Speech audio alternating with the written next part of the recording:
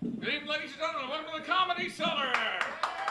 The Comedy Cellar, New York's favorite comedy club, and it's 6 o'clock on a rainy Sunday afternoon. I'd like to introduce your host for the MC for the evening.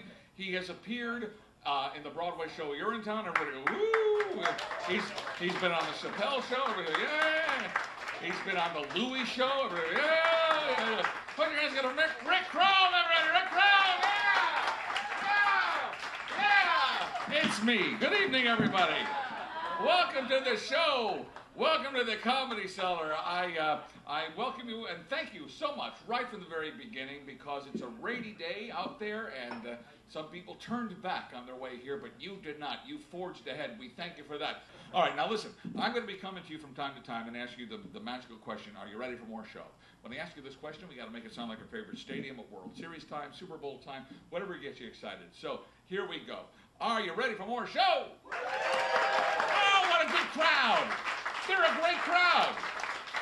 We're going to start things off now with a very funny guy. It's been my pleasure to work with the last couple of months, and he's here for you now. Put your hands together for Neruda Williams!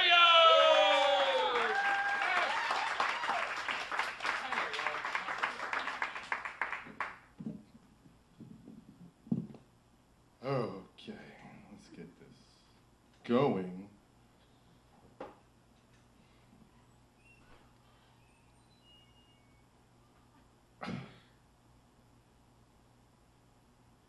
I believe that a life without love is a life not worth living. Can we agree on that? Yeah? Some of you? Okay. Sure. With that said, if you're a grown man who rides a razor scooter, kill yourself.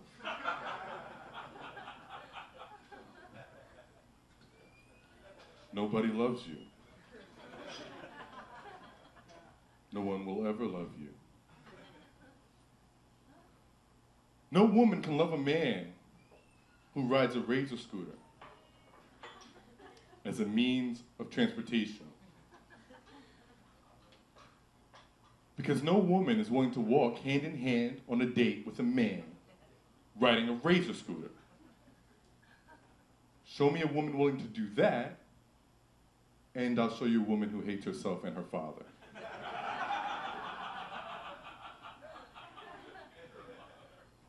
Seriously. I mean, there might be a woman out there, but the only woman that I can think of who would do that is one with such low self-confidence that the man riding the razor scooter gives her enough to not slit her wrists while she's watching He's Just Not That Into You with her cats. Many, many, many cats. Talking multiple, a lot of cats, a lot of feline dander on the television. I don't understand guys who do that. Like, it doesn't make any sense to me. And I can speak from this because I have a girlfriend. She's, I keep forgetting to tell my mom this, oh, she's white. And she loves me because I don't ride a razor scooter because I'm a man. But it's cool. I mean, there's a difference between us in many ways. Like, she told me that her and her mother went to Colonial Williamsburg for like a weekend holiday vacation thing.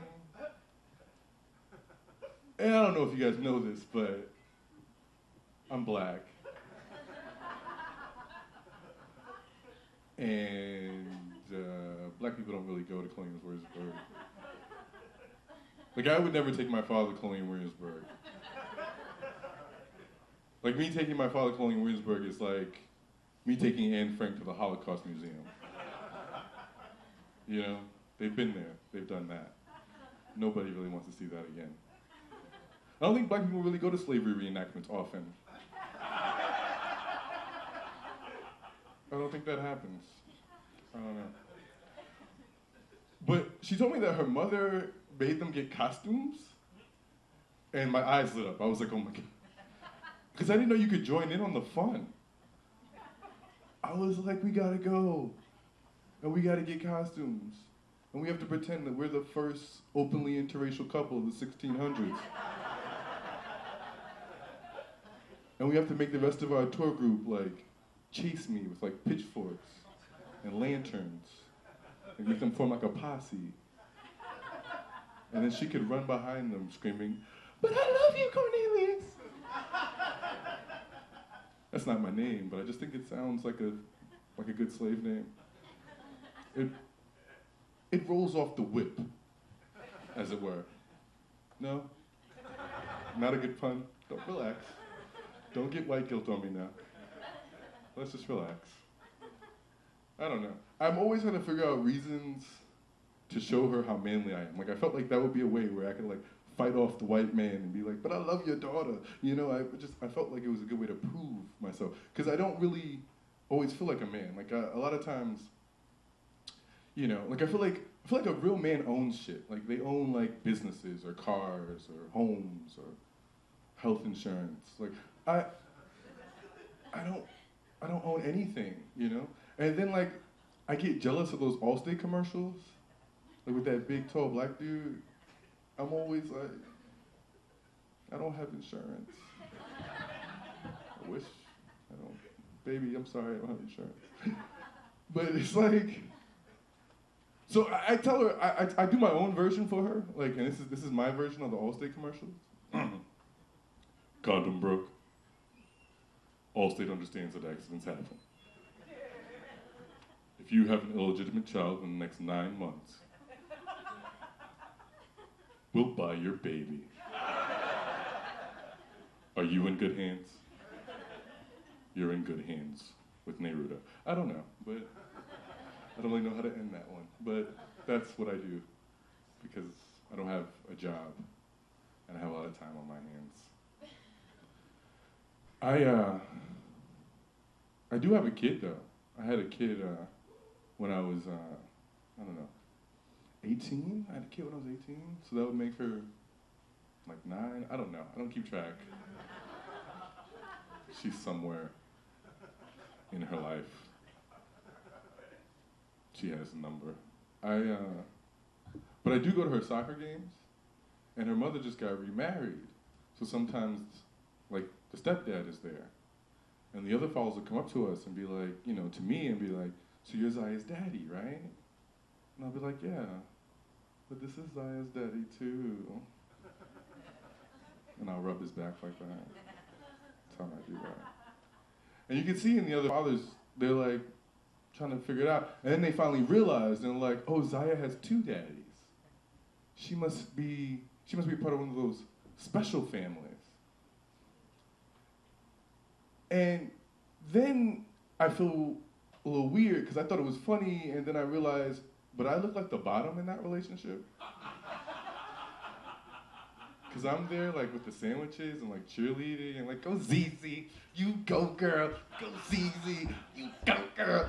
You know, and he has like a job and a car, and he has to tell me to calm down, and like he takes us home. He takes me home. I'm gonna admit it. I'm totally gonna admit it. Fuck it, you know. But I like my kid, but I don't like other people's kids, like that one that was in here fucking up the show earlier. Like, I don't like other people's kids. Like I went to a friend's party, right? And there was this woman's kids there, and it was like an adult party. And I thought to myself, what the fuck is this? You know what I mean? Like it turned into group babysitting. Like I didn't sign up for the Babysitters Club. I came to get drunk and high. Like, don't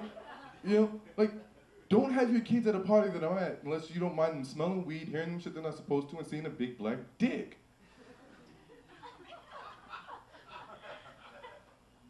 I'm dead fucking serious. Like it's not a joke. Like, don't bring your kids to adult places. You know, it's not okay. That's all I'm saying. I'm not only a comic, I also sell cocaine. And I have grams for 30, M&M peanuts, and Starburst. And I'm not doing this for any school or basketball team. I'm doing this because I promised my girlfriend I would buy her a blood diamond so big, it still has Africans attached to it. So please come cop. Thank you guys very much. I'm Neruda.